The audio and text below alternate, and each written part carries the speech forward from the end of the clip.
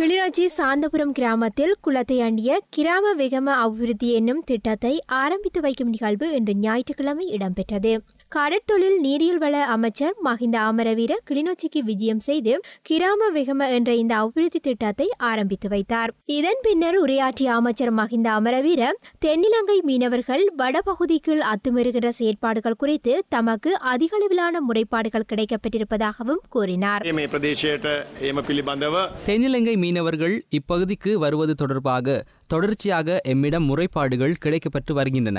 இந்த அத்துமீறல்களை தடுப்பதற்கான நடவடிக்கையை மீன்பிடித்துறை அமைச்சு மேற்கொள்ளும். எவ்வித அனுமதியும் அற்ற நிலையிலேயே சிலர் இவ்வாறான செயற்பாடுகளில் ஈடுபட்டு வருகின்றனர். நீண்ட காலமாக இங்கு வந்து இத்தொழிலில் ஈடுபட்டு வருவதாகவே அவர்கள் கூறுகின்றார்கள்.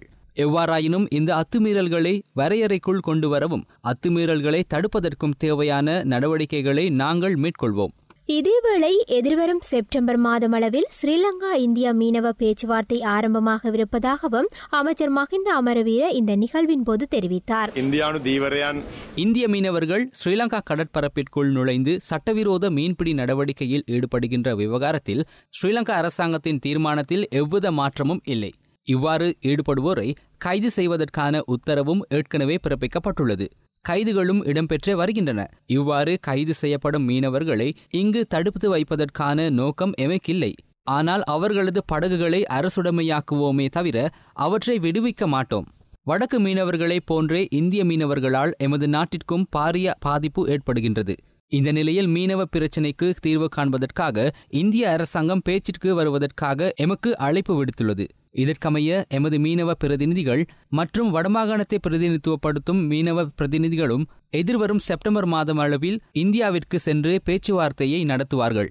அதேபோன்று இந்திய பிரதிநிதிகளும் இங்கு வந்து பேச்சுவார்த்தை நடத்த உள்ளனர். அத்துடன் மீன்பிடித்துறை அமைச்சர் என்ற வகையில் நானும் வெளிவிவகார அமைச்சர் மங்கள சமரவீரவும் இந்தியாவிற்கு சென்று பேச்சு நடத்த எதிர்பார்க்கின்றோம். எமது நாட்டு மீனவர்களும் நாட்டிற்கும் பாதிப்பு ஏற்படாத வகையில் தீர்மானங்களை எடுக்கவே நினைக்கின்றோம்.